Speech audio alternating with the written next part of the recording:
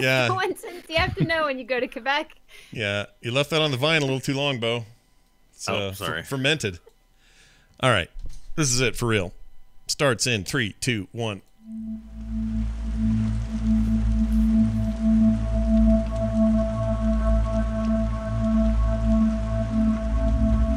Hello, witchers. Hello, watchers, listeners, and purveyors of all things Dungeons and Dragons. This is There Will Be Dungeons. I'm Scott Johnson with Bo Schwartz, John Jagger, Kristen, Kyle. We're all here. The gang's all here. And because of that, there's stuff to talk about. For example, a quick email from a listener before we get going with our adventure. That email came to us from, okay, the guy's name is, here it is, Josh. And he said a very nice thing. He said, I've been a fan of the instance for years, and when I heard that Scott was doing a D&D podcast, I thought, I'll give that a quick listen. Despite the fact that I've never played a game of D&D in my life, I was hooked immediately. Love the show from start to finish. Always bummed when it's over and have to wait another week to get another fix of Pixie Blush. Anyway, keep up the great work, and enjoy this illustration I did. Now, sometimes people say that, and I'll go, oh, that'll be cool. I'm looking forward to this average illustration someone will send me. And not that you'd all do average art. I'm just saying, sometimes you're just like, oh, more art. Okay, put it on the pile. We'll check it out later kind of thing. It's like gifts at a wedding. I'm digging my hole deeper here, probably. But anyway. Yeah, everyone does brilliant art, and every time there's something new. Yes. I am amazed by This is it. all true. So he sent in this image, chat room, which only you'll see. Listeners at home, you'll have to check out the video or the website. I'll put it up on there a little bit later. He drew this image, which is this great... Oh, you know what? I'll put it in so you guys can see it too. I think I sent it in the Slack. But anyway, did this great take on... stylized take on us, and I love it. It's one of my favorite things anyone's done. And so I said, dude, I'm showing this on the show. So that'd be great. I'd be honored. So there you go, Josh. We're showing it off. People on the video can see it live and later on YouTube. And then that got me to thinking about something cool that John had done. John, what's the story behind this in terms of who did it and why is it rad? Yeah, so I thought it would be fun to have a commission done of Stanley Billings. Kind of get there's been a lot of interpretations of the character, and I've liked seeing all of them, and I wanted an opportunity to kind of have my take done.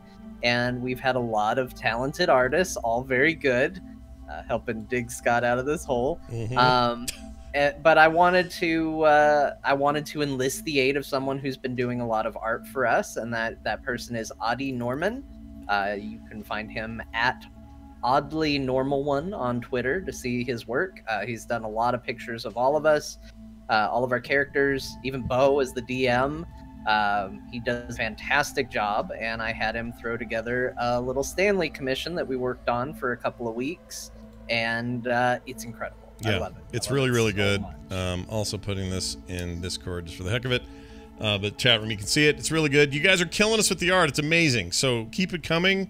And I need to do a better sort of gallery thing on the site, which I think we're going to do later this evening. So I'll put something up so you guys get all the visibility and credit you deserve, because your stuff is super, super good. And we're glad that the show is inspiring so much creativity. If you'd like to send an email to us, you can do it by going to the website, therewillbedungeons.com. It will become obvious where to click to send us a message, and we'd love to read it on the show. All right, enough of this. Let's get right to it with Kristen's recap of last week. Last time on There Will Be Dungeons, when the lizard's away, the rest will play. Freeing the jesting jeweler, his monstrous mate, and Bok Bok, a bargain was brokered. Aid him in perishing the principal and get back the fully fueled Fate 4, as well as earn a place at his hidden hideaway. Acquiescing to this agreement, the grown group were stopped short by the arrival of a metal man of metal. Kidnapping the keys to the crazy's car, the seven ascended the Fate 4 and took off toward the jeweler's gem. On the way, Varela vowed to awaken an army of desert folk to stand against the power of the principal. Upon arrival at the camp, Hope hibernated and Varel ventured into the wilderness, while Nash and Stanley held a heart-to-heart, Stanley laying bare his bold bargain to wrap restraint into Nash. As day dropped, Varel beat a beast of a bear, claw rent flesh, but the lizard lifted triumphant the carcass of his kill. Dining to deposit haunches with his host, he headed home. Meanwhile, the remaining ruffians sat around breakfast, fabricating fantasies revolving around their reptiled friend. Determined to find out what was hogwash and what was honest, they wound into the wild and became wholly and totally lost. Not long later, a familiar face fell out of a nearby bush. It was Slippery Brint, the piggish palooka who sought to swindle a sweet buck for a sketch of Slavetown. Sent by Stump to seek out something, Stanley and Hope, two minds melded in their mission, knew what needed necessitating. After using him to collar the camp, the two made it look as though the piker had picked the wrong cliff to climb. Back at camp, the four were reunited and brought to meet with an ex-Kuromakishi. In their talks, it was decided the dejected denizens of Dust Hill could wait until after landing legendary weapons and unstable stones. Meeting adjourned, Varel retired their old name of Hillguard in favor of a meteor moniker, Heroes of the Waste. Now, join our jovial gents once more as they continue to do battle with the demons, inside and out. Ah, you're good at those. Well done. And as always, big finish here, folks, right here.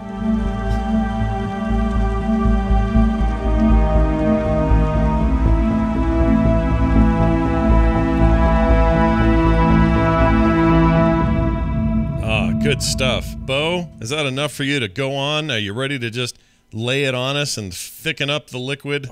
None of this makes sense.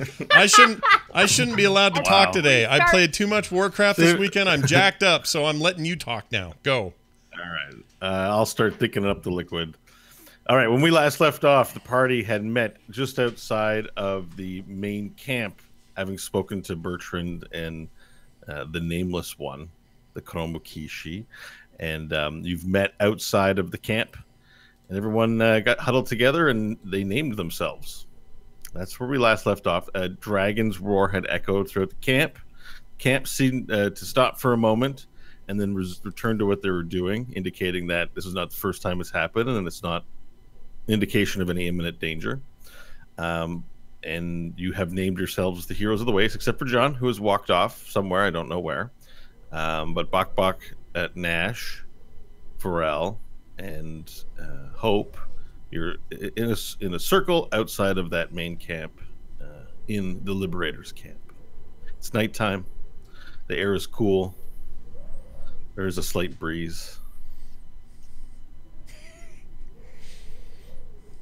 Sorry. There's a few dudes off to the side. They just look like they're playing cards in the dark. There's no light allowed in the camp at night, so they're just sitting there with what looks to be like some clay cups, the yellowish liquid in it, and they're drinking, playing cards. Should we go after Stanley? I wish to, but I don't know if his people require time for such things. Clearly, he is let down. He has failed his mission. And we gave him ample time in Slavetown to get away with the lady.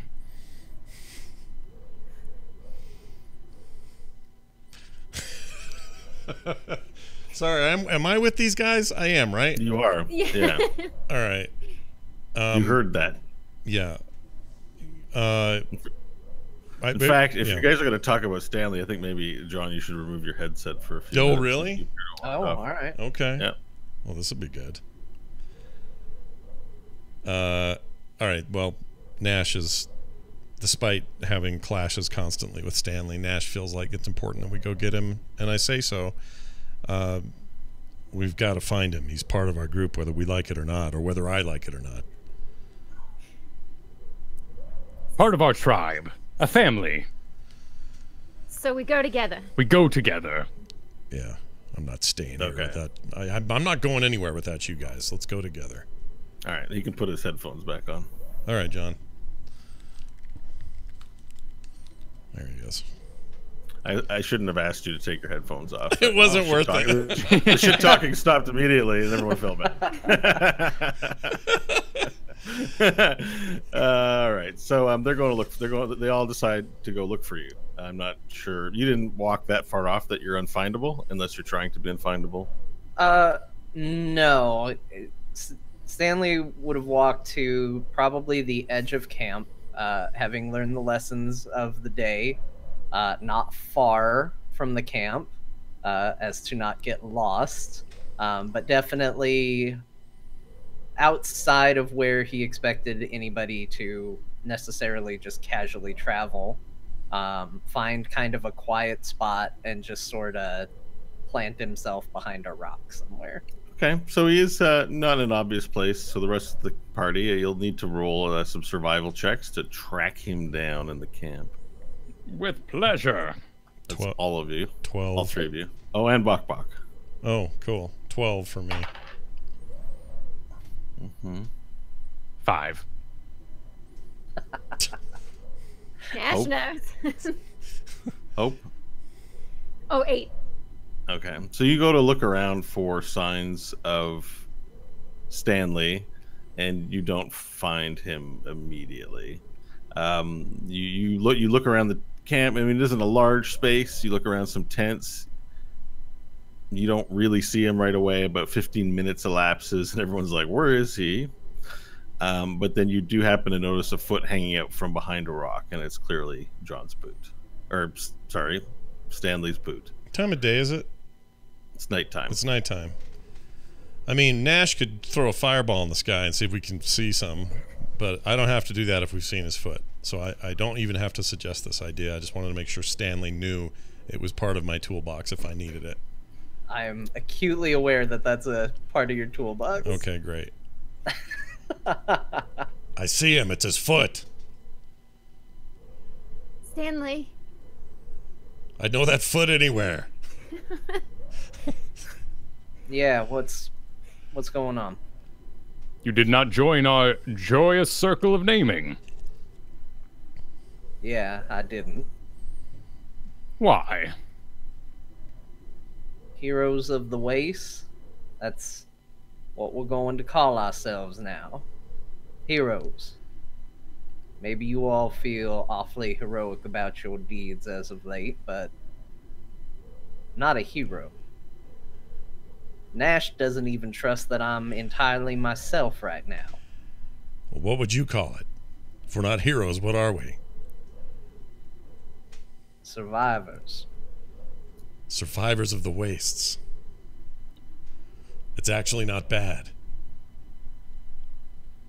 It's a feat all the same. These wastes are harsh. And you were there. We destroyed a great beast that rose from the ground. We freed a mine of the undead. We defeated a evil necromancer. Why, we've dispatched so many slavers. Melted the face of driving goblins in their cars. Forel, earlier today, I killed a man just for being in the wrong place at the wrong time. Mama. Near as I can tell, he had done nothing wrong and wasn't the threat that I thought he could be. But I didn't know for certain, and I didn't even hesitate. I sold my soul for just a little bit of power and information. Without hesitation. I had no doubts. How do I weigh this against the good that you see that we've done? Stanley, if you feel this way, is that not proof enough that you're a better man than even your own actions? If you didn't feel bad about it, if you didn't have guilt, then we'd worry about you. Then we'd just leave you here. Well, I'd leave you here. Nash, you yourself asked earlier today. You said Hope and I hadn't been the same since the deal was made with Kotobel Prey. Yeah. And Vorel, I know you have expressed concerns at least along similar lines. Today I did something brutal. And I'm not under any control of a demon. I made a decision myself to do that. There might have been another way, and I didn't even look for it. Look, I appreciate you all looking for me, but I need time. We can set out in the morning, head wherever we're gonna go, but I need to think about this. Mostly. A knife. Oh, go ahead, Varel. Nash. Well, I was thinking of an alternative name. We could be 2/3 Heroes of the Wastes until Stanley comes around. Surely he will. Wait. Oh wait, 3/4. 3/4 Heroes of the Wastes. There's 5 of you. It's a miracle we made it up the math chute. That was...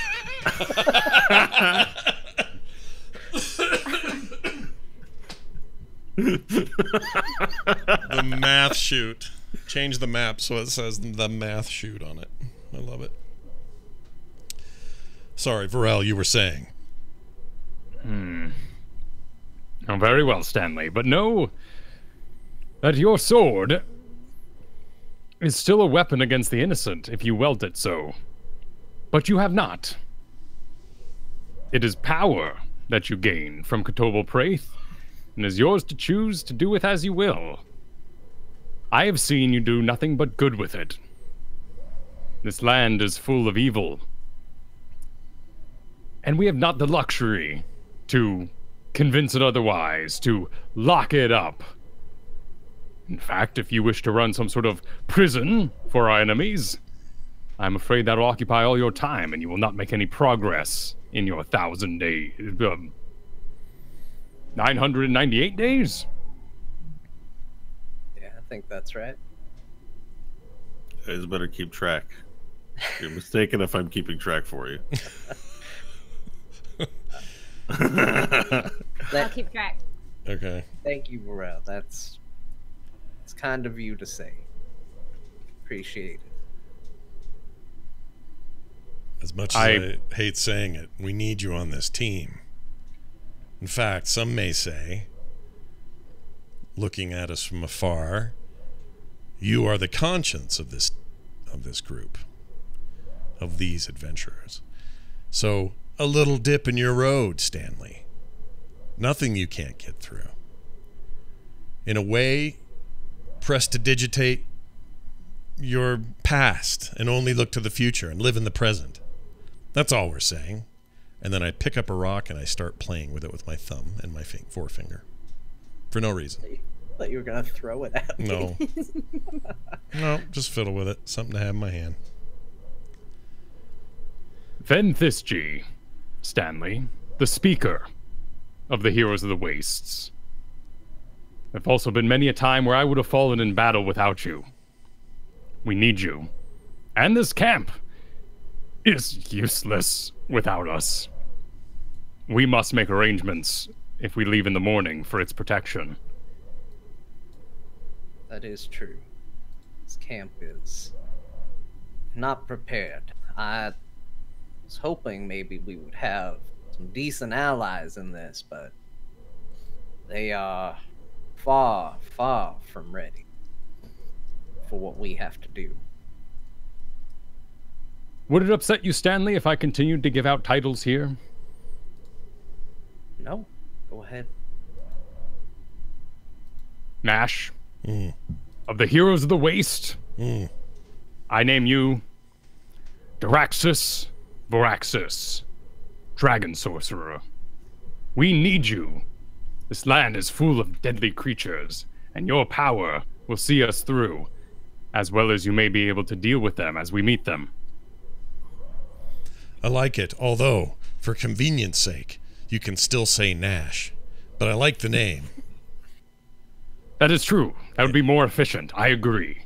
It'll just Very save well. time, but I'm honored, by the way, Great Lizard, that you would honor me in such a way. And I bow. Oh! And then I play with my rock again. You may call me Varel. Still. Yes, we will all go by our names, as we have. Merely, this is a new chapter in our life, and I wish us to be prepared for every situation, ready to act. Nash, pouncing!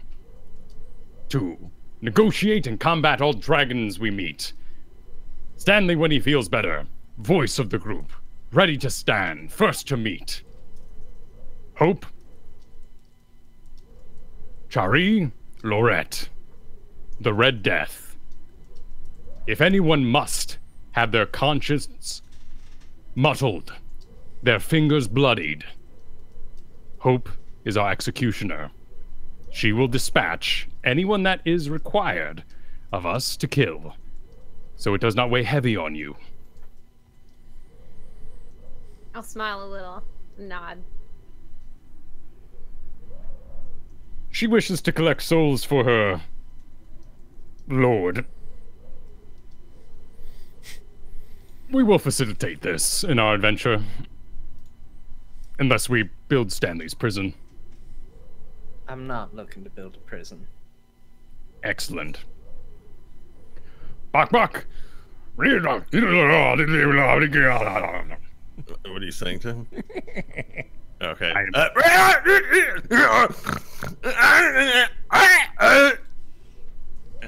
He jumps up and down, and he's like, punches the air with these air punches.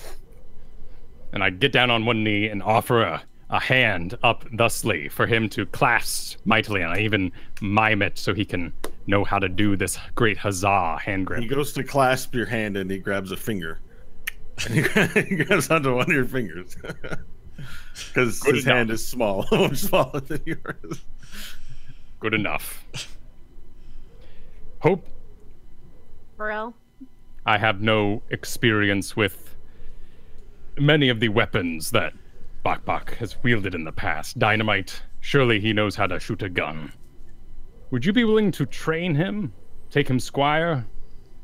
Well, he will be with us, and I need him to command the goblin hordes when we take them over. I'll look down at Bok. And I'll look up Burrell, and I'll nod. Excellent. Bok looks back to you, Hope, and then back to Varel. He's not quite 100%. What's going on? You heard his name. I will turn to Bok and Goblin, describe to him that he will begin training in the ways of the pistol of his people with Hope. You see it for the first time. His face is a little... makes a little scowl on his face. He says, no like guns. No like guns. Your like people... I like blowy. Blowy, boom, fresh. And then Goblin, do you have blowy fresh with you? Yes, blowy fresh. And he sort of pulls open his loincloth and he pulls out, he shows he's got a stick of dynamite in there. He's like, fresh. Nash goes, whoa! What's why has he got the dynamite in his pants? This is dangerous, and we're in a camp. There's other people here. Varel, why has he got dynamite in his pants? Nash, please. So Bok detects your mood, and he sort of puts the dynamite stick back in. And he pulls out a berry, and then he runs up to Nash and offers you the berry. He goes, good berry, eat, good berry, friend. Fresh. You say it in English or in common tongue? Or you what? Don't understand what he's saying. Actually, it's just for the audience at home's benefit. He's offering you this glowing blueberry in his hand. I look at I look at him. I look at Varel. That is a mighty gift. Does he intend for me to eat this, Varel? Why would he not? Eat berry, friend, berry, Nash. The good berries of the goblins are very beneficial to one's digestive tract, as well as one's skin condition. Did this grow on a bush or a tree, or does this come from the goblin? Like, is it excreted from him? Yeah, Bok looks from Nash to Varel. He doesn't understand. Goblin berries. I don't trust that. That sounds horrible. I don't want to offend. I don't want to offend him, Varel. He seems like a genuine attempt at giving me a gift here. But if he intends for me to eat that, can you tell him I'll save it for later? and then I'll just put it in my pocket, and maybe we'll all forget this happened? That would be most disrespectful. Damn it. All right. Just pretend to eat it, Nash. I've had worse. Give me it. I take it out of his hand. You take the berry, and Yeah. it looks fresh. It sort of glows with this the brilliance of freshly picked fruit. You're gonna give you me. admit that, like, as a person of the waste, not seeing fruit very often, it looks incredibly appealing. You're gonna get me seeing bunnies again or something. It's gonna be some kind of wacky weed in there. All right. No, don't take out your frustrations with the DM on Bok Bok. No, I know. All right, I'll eat it. I'm gonna eat it. I'll sort of bow to him, a little half bow, and say thank you, Bok Bok, and then I'll. You chow down on the berry. It's juicy and delicious. Fills your mouth with sweetness and flavor, and you eat it really quick. It's a tiny berry. It goes down your throat. Tastes great, and you recover 1 HP. Oh, all right. Aw. Well, it's worth the risk. I feel this is pretty good. I say. It's all right. Oh, I was already full HP, so. Yeah, but the good. So out of character, good berries are a ranger's spell. I mean, other classes can get it, and each berry heals for 1 HP, and he can give it to himself or anyone else. All right. Well, if I've And already got. if I just didn't tip it off, everyone, if Bok Bok has a class, it's that of a ranger. Oh, okay. So I'm already 34 of 34. So did this do me no good? Yeah, I mean, it tasted delicious. good. Okay, but I don't get like a But yeah. I don't get a bonus, temporary HP boost or anything by 1. No. Okay, that's fine. This was great, and I pat him on his little goblin head, and move away and play with my And rock he goes, again. fresh, and he runs up to your leg and he hugs it. Hugs it? Yeah, Okay, that's because fine. he's short, so he hugs you down there. He gives you a hug. All right, I pat him. That's fine, Bok Bok. That's fine. Thank you for the berry. That's Well very done, nice. Nash. But you feel his nose get a little close to your leg. He just can't. He goes. If he He's starts just humping my sniffing. leg, I'm gonna kick him. He's just smelling right now. Okay. It's just weird. It's strange. He's smelling your leg. Okay. We should then- retire for the night. Yes, we should. I agree. Burrell's right. Let's see clear in the morning, and Stanley will feel better, and everyone will have had a nice rest tonight without too much interruption. Hopefully. I agree. All right. I will proceed back to my camp outside of town, and while I walk, I will explain to Bok Bok the finer notes of how explosives only work once, and he won't have a weapon once that's gone. He says, "Understand, blowy, blowy. I have many blowy, many." He has many blowy. Fascinating.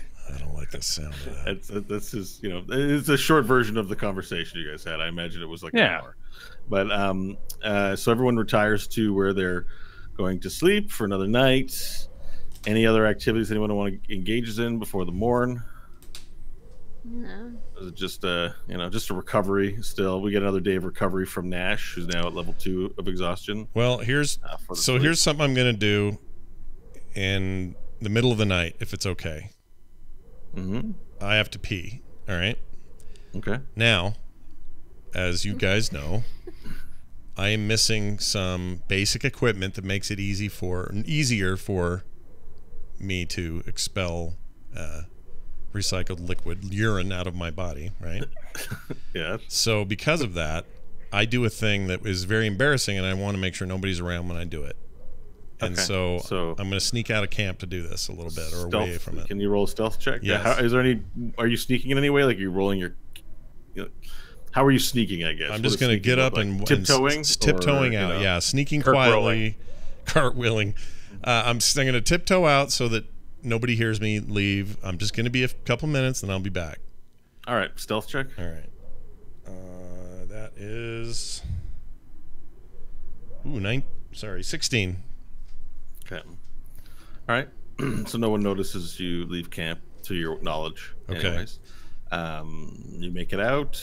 You find a rock face that's sort of private, the way the rock configuration is, where you can get around a corner. Yeah. And are you describing any more, or we just say? Here's what I'm going to do. So here's what I'm going to do. This is how it works for me. Can you tell me if there's any? Is there like a patch of scruff or grass or anything like that around?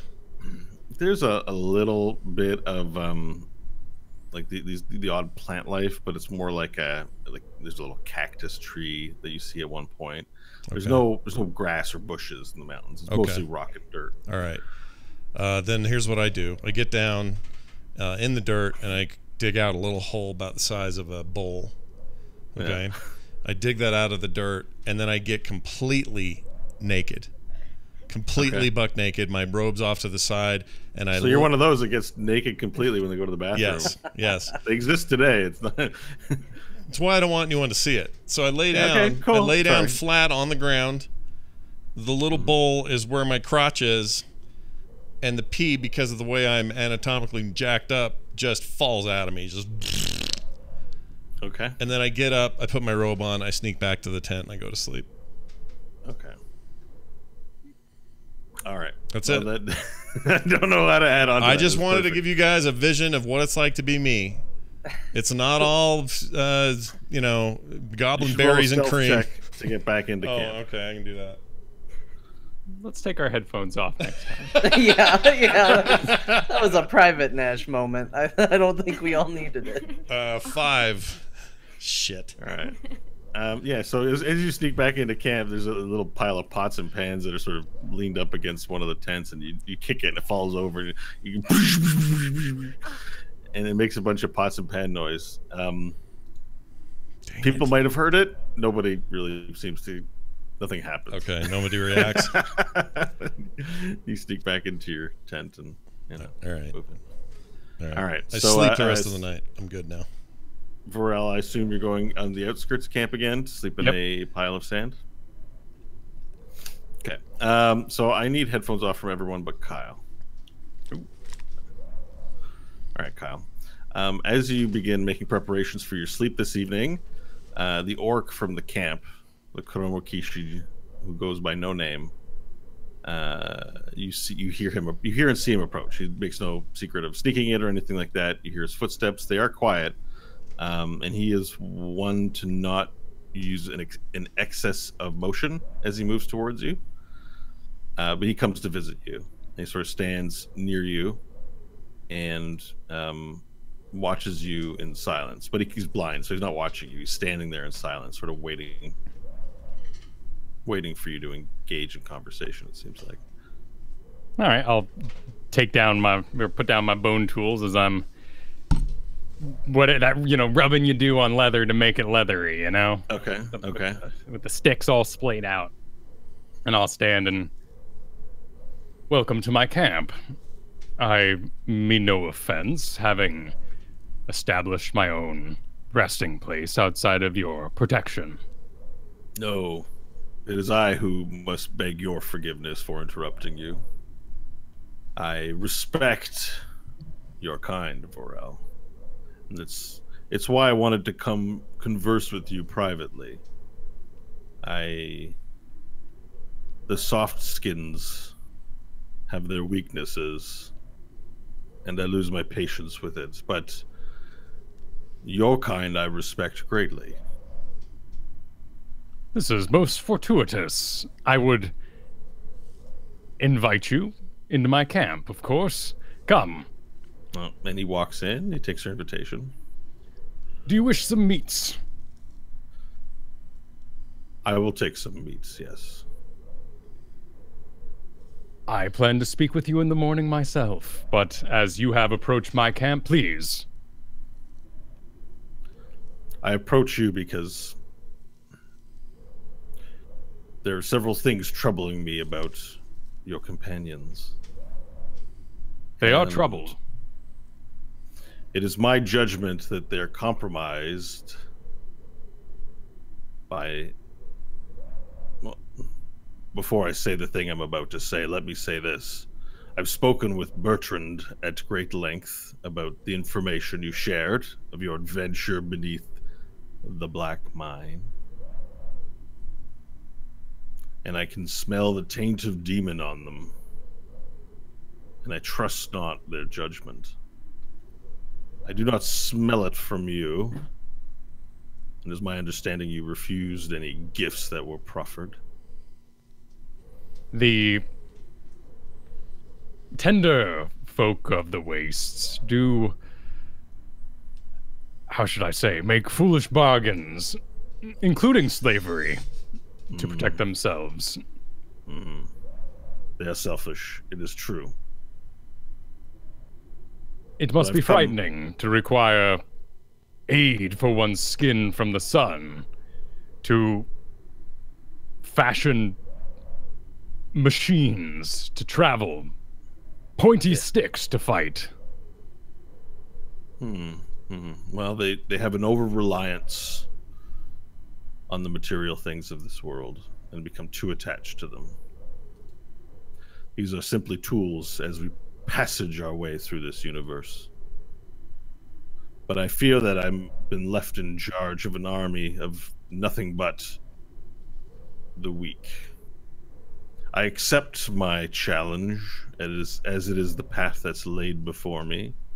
I've chosen to refute weakness to religious beliefs and to be a slave to the principle and to simply do the best I can with what's in front of me according to my judgment of what is right.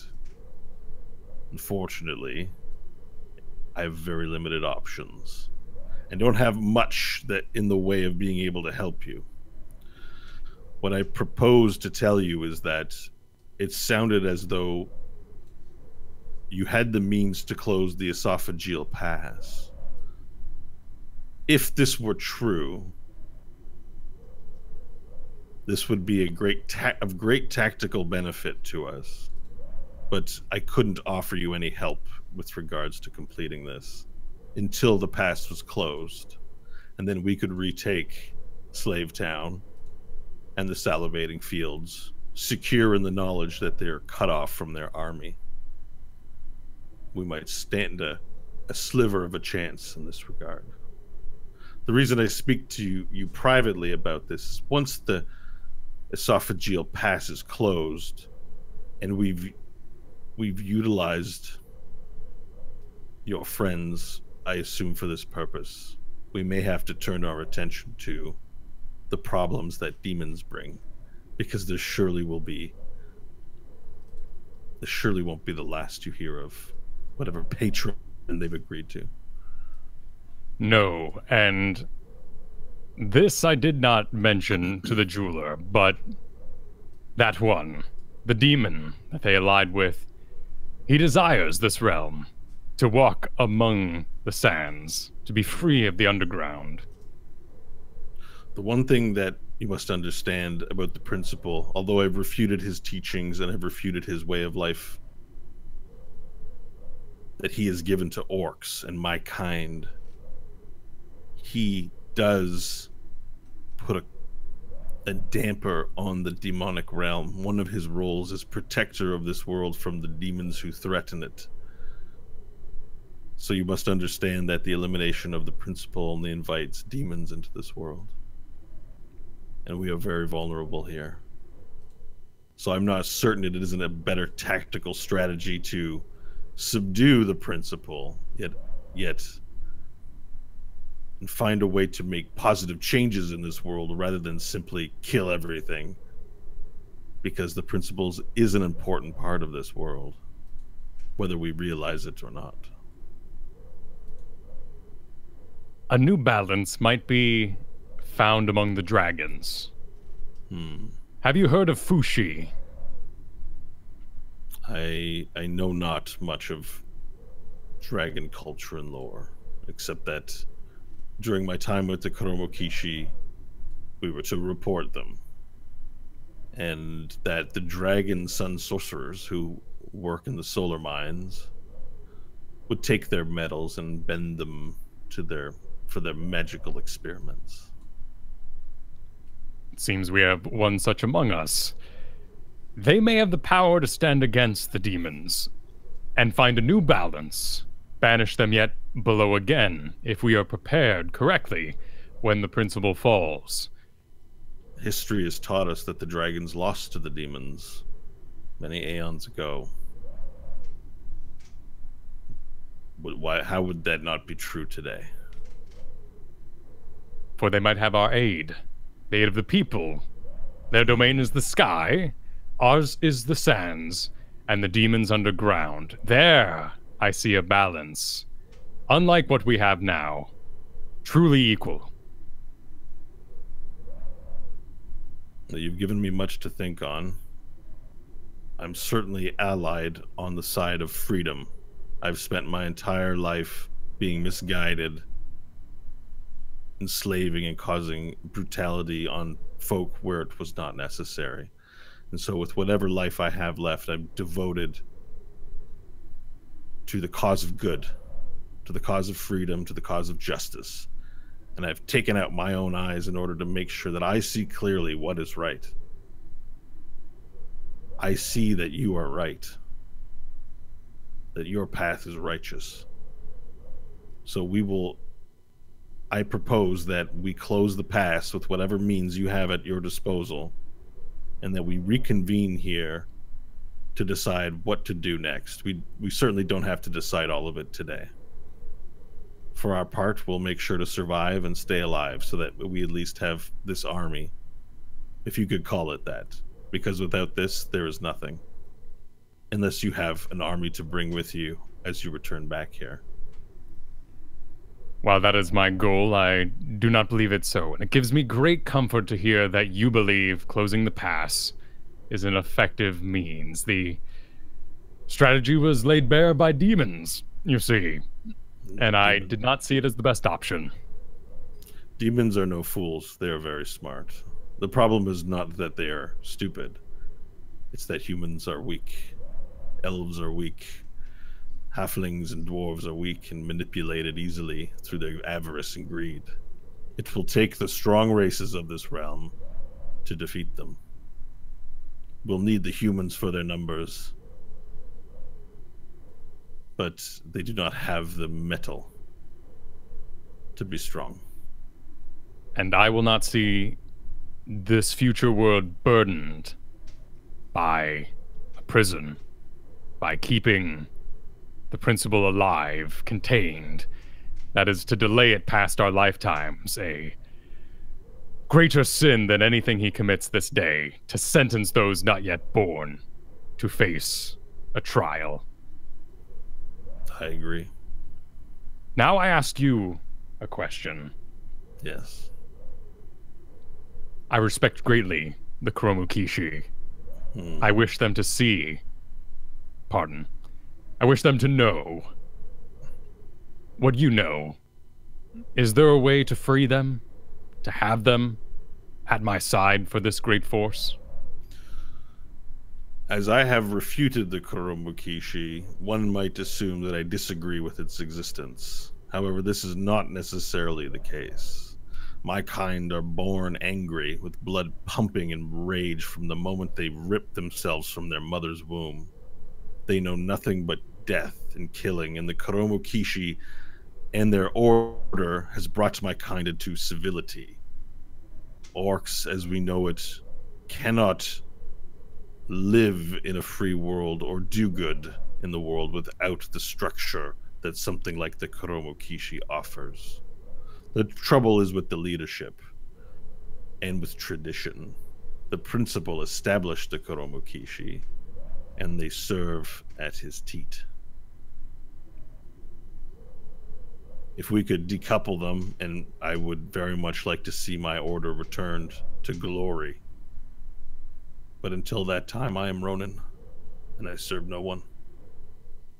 Is there perhaps some old shrine that they might find the purity of their ways beforehand? It would require a cleansing of their leadership before we could find someone who would listen. We have no artifacts but what is available in chromianity. If a text could be found, we often refer to this magical book called a Bible. that is supposed to contain the words of Jesus Chrome himself and the words of a being known as God. We have no such texts, only oral traditions.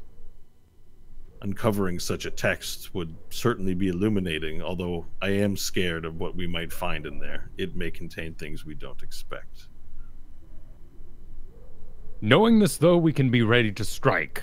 When the principle falls, we can take control of the Chromakishi and use them against the demons, perhaps. Keep this world clean. It is a nice idea, but that's well ahead of ourselves at this point. But perhaps it could be done. Thank you for your visit, and thank you for answering my question as well. Please make it back in one piece, and if you wish to see a future for this world, don't come back empty-handed. My companions seem to have dispatched some sort of spy outside of town. A spy, you say? Yes, they did not speak more of it. Perhaps it is someone that they knew from our time in Slave Town, and it burdens their hearts. I will send scouts to clean this corpse. Is it still out there? I know not. Well, I appreciate the information. It's not the first time we've had to move our camp. One of the advantages to the mountains is that travel is difficult, and moving places is simple for us. We have it down to a science. Thank you. Comforting to hear. And with that, he retires. We can get people to put the headphones back on.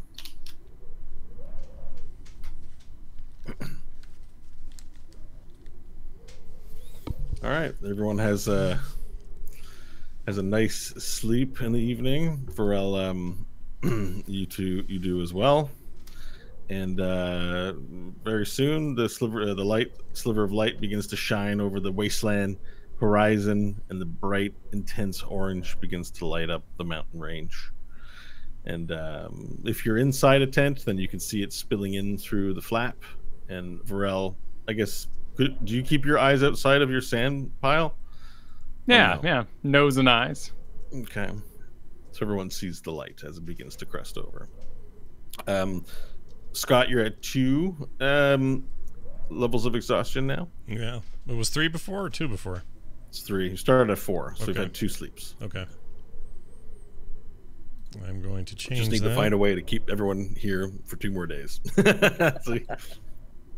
Actually, no. I was at You would 2 be at already. 1. Yeah, I'd be at 1. Yeah, we've had a lot of sleeps because you slept in the car. Yep. And then didn't you have a sleep after getting here? Yeah. Yeah, so that might put you at level 1, actually. Yep. Sorry, my bad. Nope, it's A all lot of good. sleeping. I knew I was thinking. You had a big something. adventure. We're recovering. It's Yeah. all good. Yep. So the next morning wakes up. So this is like day 3, right? What day's on your tracker? Mhm. Yeah. I'm tracking it. Mm-hmm. I mean, to be fair, I'm tracking it too. I'm just not telling you guys. That makes sense, okay? So I need Okay, to- cool. So we'll agree this 'cause- is day 3 and we'll go from here. I'm just wondering what you have. That's all. Okay. It's like a little Cold War of information. What day do you have? 0. Yeah. So everyone wakes up, and the camp. There's a lot of hustle and bustle, and you hear people in the camp. You see them, like through the flap or whatever, sort of moving boxes around, starting to pack up canvas bags. And you even see someone taking a tent down. And actually, someone walks in where you guys are sleeping, and is like, "All right, we're shipping out. I need you guys to get up and get going. We got to take this tent down, post haste." Do we know? Apparently, camp's been compromised. We're moving. Do we know this person? Have we met him before? Nope, just some guy. He's got like a jerkin on, like a brown jerkin, and some khaki pants and boots, and his hair is. He's got a big beard, mustache, hair growing over. He's been in the mountains, hasn't shaved or cut in a long time. He's like, "Gotta get moving. We gotta get moving." Yawn and stretch. Slowly gather I'll be my back. things. I'll be back in 10 minutes. You guys get your things and get on. Respectfully, we gotta get moving. What do you mean survival. compromised? What does that mean? It means a scout came to look for the camp nearby, and they didn't find it. But we're not in the habit of, just laying here and waiting. We're gonna move our camp, so we're moving. Ugh, I say, and then I get up and do it. Not really a morning person, Nash Magard. I will have completed the cape for Bok Bok made of the bear skin. I have fashioned myself a new cord around me that now has tied to it, swinging at my side, the bear skull mace. Got my shield on my back, reinforced with some leather. Doesn't do any stats, but redid the leather out of the tendies I made in the mine there, and proceeded back to town with a bit of meat left. So can you? You gave a cape to Bok Bok? Yes. It's a bearskin cape. Yep. Yeah, let me just note it in his character sheet. He's got a character sheet, listeners. All right, perfect, done. I'm gonna get up, wander back into the camp. I stayed out. I didn't go back in. Oh, you slept outside? Yeah. Okay. So you wander back into camp, and as you wander into camp, you see there's a lot of hustle and bustle. Like everyone here is up. There's about maybe 50 to 100 people in the camp. That's about the size. It's sort of spread out through this little valley in the mountain range, and they're folding up tents. If they aren't folding up tents, they're packing up boxes and backpacks. As you can tell, there's no horses, there are no vehicles up here, so everything that's getting carried is getting carried on by the people, and so they're rolling everything up and putting them together to move their camp. All right, I'll take a look to see if I can see the jeweler or my friends. Yep, you can see in the center square the jeweler and the nameless orc standing in the center. They're not really speaking. They're providing direction if someone asks them a question, but they're not really getting asked any questions because it would appear that the people in town sort of know the drill and they're doing the thing. They're used to this.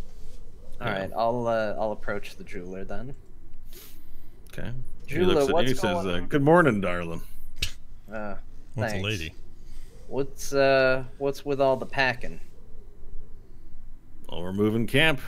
Sounds like Scout got a little closer than we'd like, and so we move around. We don't stay in one place very long. That's definitely smart. We were hoping to head out today. My concern is, how do we find you again if we leave? Well, how do they find us? I don't know. Usually I leave whatever camp and they've been here when we're here. And the orc looks to you and he says, "We'll find you." It's a rather large wasteland, and while that sounds good, is there an area we should start before you find us? The camp can't afford to have flags. It can't afford to light open fires. We can't do anything to indicate where we might be, and we move around a lot. You'll have to head back to this area and search for us. We have our scouts on lookout for parties that we know are out, so we'll see you. Very well. Thank you for bringing us and putting your faith in us. Hopefully when we return, we have good news. Certainly. All right, I'll go find the others. All right. You go find the others. You see Hope and Nash exiting a tent. And as soon as they exit the tent, people come and they start rolling it up. Hope, as you leave, you start, because you have you still have a fairly hefty bag of belongings, right? Yeah, it's relatively hefty. Yeah. All right. So as you go to pick it up, the young man from the other day at dinner runs like sort of appears around the corner, and he picks up the bag. He says, "Let me help you with that." And he takes the bag and he throws it on his shoulder. He's like, he pulled his hand out, was kind of awkwardly nervous, and he's like, "I'm Tedna." Well, nice to meet you, Tedna, and I'll shake his hand. Okay. All right. All right. I'll just help you carry this. Where's it going? We're taking it to the car, but you're gonna have to leave with your group. You can't come with us. Yeah. Say, you guys need any muscle? No, we've got plenty. come on, let me just carry it to you. And I really look. He sort of lowers his voice. He says, I really want to come with you guys. I think I've been stuck here in this camp for like God knows how long. It's so boring. Everyone's old here. I want to get out there and prove myself, make a name for myself. Am I close enough to hear this? Yeah, you're close enough to hear this. He said, let me get out there. I'm old enough. No, how old are you, Tedna? I'm old enough. You don't do this to me. My life, I could lose it just like anyone else. It's fine. But I need to fight a real battle. I can't be stuck here. I need to do something. Or let me help you. I'm pretty smart. I'm good with numbers. I used to work for my dad. Worked for the bank, and sometimes I go in and help work at the bank in town, do some books. And so he taught me numbers. I'm good with numbers. I can shoot a gun. I can hold my own. I don't get scared easy. And let me do this. Let me do this.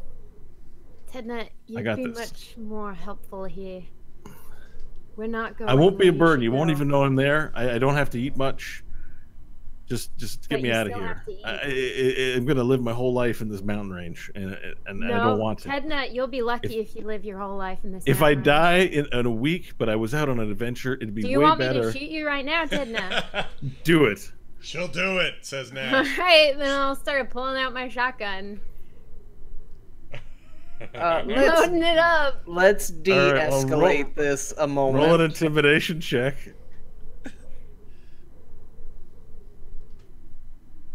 19. Okay. So Stanley says what he says about let's de-escalate this business and blah blah blah, but Tedna and Hope are just completely ignoring him, and the gun is raised and he stands there, but you can sort of see his brow sweating, and his he seems uncertain as what to do. He definitely thought it was going to go better than this, and he drops the bag and he runs off. All right, I'll put the gun back. He doesn't run off. He sort of storms off, like pissed, like he's pissed. Runs off.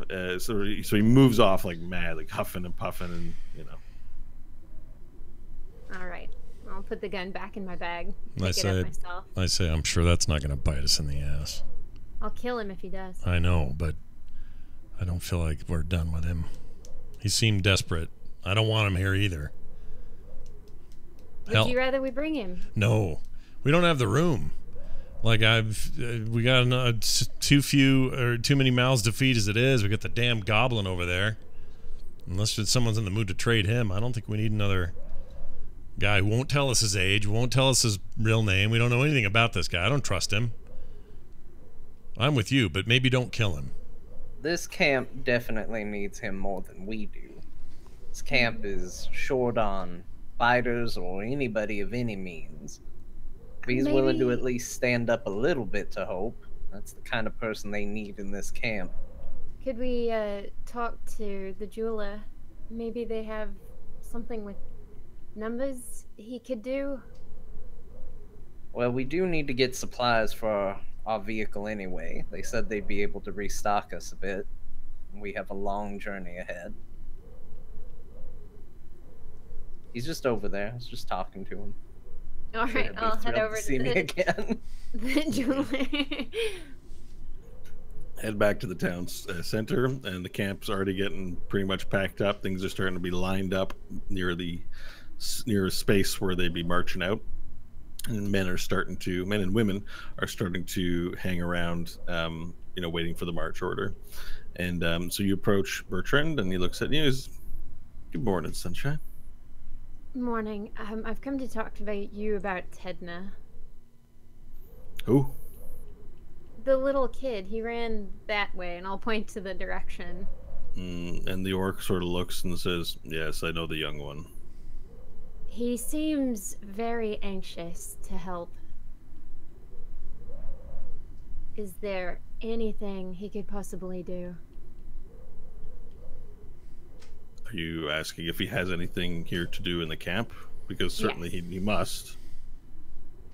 But something more than just existing. It sounds like he wants to fight. All we're doing in this moment is surviving. There's two options. There's survival and there's death. Everyone in the camp has the same options. We need scouts, we need hunters. and we need to trade for the eventual battle that may or may never come, but is just around the corner at any moment. We'll keep an eye on him. That is all there is here. He's anxious. He is anxious. He offered to come with us, and now he's very angry because I told him no. He wanted to leave with you. Well, everyone here is free to do what they will, but you're free to take him or not take him. I don't. Yeah, and we said not take him. We're not taking him. He's a I twerp. just don't want him to do anything stupid. Should stay here. Should work for you guys. You need all the men you can get. He may be a boy, but he can grow up in here, help you guys survive. We don't have room. We don't want the kid. Yes, my understanding is that soft-skinned children are sometimes quite... what's a delicate word for it? They're quite weak. They're weak-minded, weak-willed. They do not have the strength to persevere in the wastes. They want to play. They want to have a nice time. They want to have something to look forward to. They have these things called dreams that they aspire to. Foolishness. Dreams are for fools. Well, that was uplifting. Speaking of, we need supplies. We were told we were going to be restocked before we set out. Can we get that so we can get on our way? Sooner we go, sooner we can be back. You wanted supplies? Sorry, I just missed the beginning part. I Yes, was supplies. thinking about my character. Okay, so yep. Bertrand sort of snaps his finger. Trigger, get, and Trigger comes over with. He picks up this sort of 2 crates. These like wooden, like picture a milk crate, but made of wood, and it's not as ornate as the way a milk crate is. It's got, looks like it has dried sand squid for the most part in it, and some container, like a sort of wooden barrel. He's like, that's sand squid and that's slosh piss. That should do you for a little while. What is slosh piss? Slosh piss, it's an ale at Gil and Jill's brew house, burnt down. They used to make different kinds of ales, and slosh piss was the cheap stuff, but the good stuff. No water then. Not much water up here, friend. Fair enough. Thank you for the supplies. We greatly appreciate it. And whatever is the lighter of the two is what I will try to take. Okay, well, it's definitely the stuff without the slosh piss in it. The liquid weighs quite a bit, so. All right, you pick up one of the crates, and you'll have to haul it down by hand. There's a crate remaining. Varel? Is Varel around? Have I arrived? Yeah, yep, you're in town. All right. You walk in during the social interaction. How, so I happened upon Stanley. Is he struggling with his box? Probably. I think he's strong enough to lift the box just fine. You know, it's maybe 100 pounds. Is it 100 pounds? That's way too much. That's heavy. It's pretty heavy. Yeah, Stanley has a 10 strength. It's maybe like 30 or 40 pounds worth Okay. of food. It's not like, it's not. He's what we would call average. He's not struggling with that, carrying that though. All right. Morning, heroes. Morning, Good Varel. Could you morning, carry Varel. this for us? Sure, are we prepared to set out?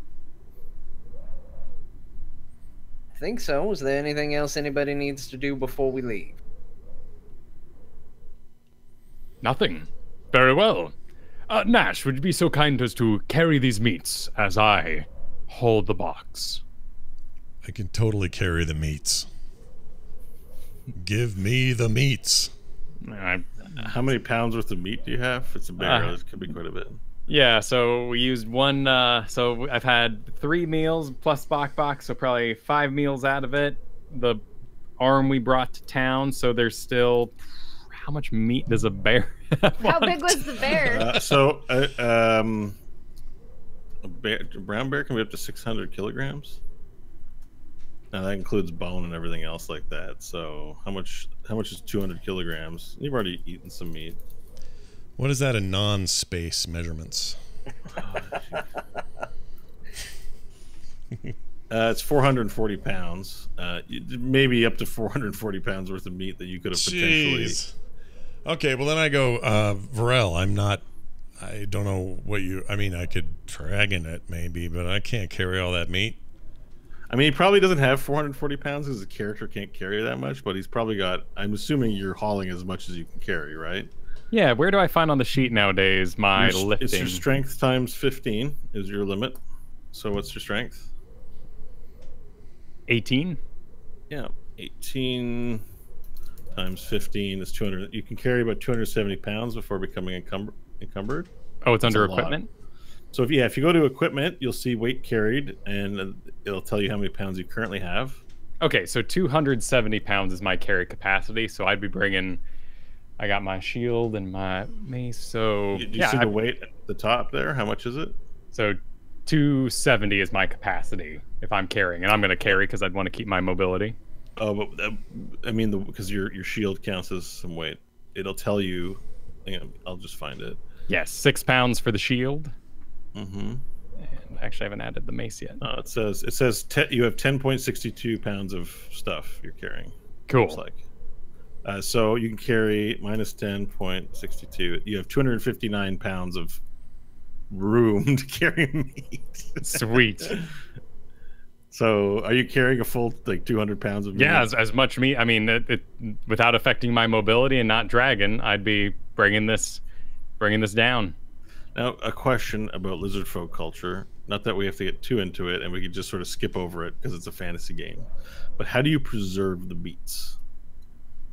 Because you carry the meats with you, you have them for a long time. Presumably, you can eat them after they're gone a little bit because your constitution is that of a lizard folk. But there must be some technique to keep the meat long because there's no fridges, right? So how do the meats preserve? Well, you dig down until you get in the clay, and then you bury it. So these meats are a little sandy at the moment because they have been buried to refrigerate them of sorts in the cold clay of the earth. Mm-hmm. Okay, perfect. You could salt them with Stanley's tears if he's still depressed. I'm gonna try. I'm just saying, if he's feeling a little blue, he can just kind of savage. Do you get a buff? That's the only question. That's the real question. Yeah. But yeah, salt's a good preservative. I'm just saying, Stanley might be producing a little right now. Okay, so are you guys leaving? Or sorry, I got sidetracked with questions about Pharrell. Sorry about that. Yeah. So how heavy is the box? The box is like 40 pounds. Oh. Okay, cool. Then I will unload 40 pounds of meat onto Nash in big strings and shoulders and whatnot. So just kind of one on one shoulder, one on the other, one on his arm, one on the other arm, and then I'll pick up the box. I'm carrying the bear meats on the other side. Start walking to the car. Okay. All right, I'll we're follow. moving out. All right. So you make your way down to the open, down the mountain path that you took to get there. Turns and winds and but this time going down is a lot better because it's not climbing up, less tiring.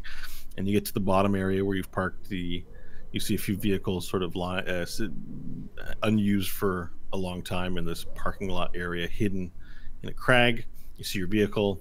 It looks unchanged. Everything looks sort of nothing's moved in the area. So you get there, and you get to the RV, and you're in the open area. You're gonna load up. Yeah. Yeah, let's restock everything and get underway. Okay, so you open up the RV and you proceed inside, and you drop all the belongings that you've carried down, and you are ready to get going. Sweet. Well, I'll start up the engine and get driving. You go to start the engine, and the engine warms up. It's very good. Everything sounds the way you left it. It's good shape. Bok clambers on in behind you, sits on the sofa. This is good. And you're off. back into the open desert as the engine as you take off out from the small little passage in the mountain face. Well, someone should look at the map. I was gonna say we take off in the direction of where the guns would be. Oh, right. The teat. Yep, the teat. To the teat. To the We teat. gotta find the teat. Okay, so you guys have decided. Remember, we talked last week about deciding where you all are going. You all are going to the teat. Yep. Yes. Yes. 100% teat. Cool. All right, so let's move you over a square. So you remember how this works, Hope? Yes. I need you to roll a d12, please. 7. Okay. So let's. How many? 1, 2, 3, 4. You'll be rolling a lot of dice now. Okay. So let's say a day's travel. So it's 2 hours per hex. So let's do 3 more rolls. 1, 2, 3. 4, 8, and a 4. Okay. All right. So you drive on for about 8 hours. Now you guys got up in the early morning, so now it puts you in late afternoon. We're gonna keep driving on. As long as it doesn't hurt the vehicle. I'd like to take just one moment. Stanley has realized that there is perhaps a minor flaw with their current setup, and so during the drive, he would approach Hope and say, Hope, I think it might be beneficial if more than just you knew how to operate this vehicle. I've never driven anything in my life. Do you think it will be possible for you to teach me what you're doing? Yeah, I could teach you. Alright, so while we drive, Stanley will observe and try to learn how to drive. He's never done it. We can switch too. I'll even pull the car over, stop it, and like, well, now's a better time than any. Oh, right now, we're gonna... Okay. It's not that hard. Okay, I can do this. Great. Sit in the driver's seat. All right, now the key there, you're gonna turn it. Okay, turn the key. And then you hear the engine come on. Huh. All right, let go of the key. Oh. Okay, right, we're ready to go. Now, what you're gonna want to do, look at the pedals down there. Yep. All right, so that one's the brake. That stops the car. And then that one right there is the gas, and that's what you hit to make us go forward. So whenever you're ready. I will start to push on the gas, then switch to the brake, and it looks much like someone's first time in a car of it going, All right, everyone who's not there right now, roll a deck save. Oh, jeez. This is gonna happen. 5. I 5 got Yep. a 1. A natural 1. Okay, so the car just suddenly lurches forward and stops. Vorel, it causes you to hit your head on a piece of the like one of the cupboards for 1 point of damage. Just like boom, it's like it's hard and this is tearing in your neck. Nash, it completely sends you flying off your feet, face first into the ground. You just like boom, you lose your balance, fall head first, and you take 9 points of damage. Oh my god! 9 points of damage. Good lord. Boom, like just like flat, like because you just lurched forward. I mean, it's Stanley's fault. He really fast and he fell. All right. It was 1d10 I roll, and I rolled a 9. So sorry. Damn it! I yell. What was that about? What did you And say? you also, how to drive? sorry, not done. Bok manages to be okay. He flies up in the air, but he lands on his feet, and he's like, "Rah, rah, rah, rah." He seems to be enjoying it. And you also hear another really loud thud and a Oh no. from the bathroom, Oh no! which you realize no one's gone into since you entered into the vehicle.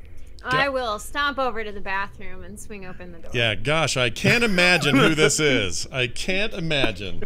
I had a feeling. You rip open the door, and you see a wide-eyed Tedna in there. Little piece of crap. He's like, wait. I'm just let gonna me slam explain, the door let me shut, and explain. I'm gonna go back up front with Stanley and start explaining the it's- speed. it's- You don't go above 60. That was supposed to be a break cliffhanger. Hang on. It's a Oh. break cliffhanger. All right, so we take a little 5-minute and we'll get back to it. Yeah, don't go anywhere. And everybody. Wide-Eyed goes, wait. We'll be right back. Don't go anywhere.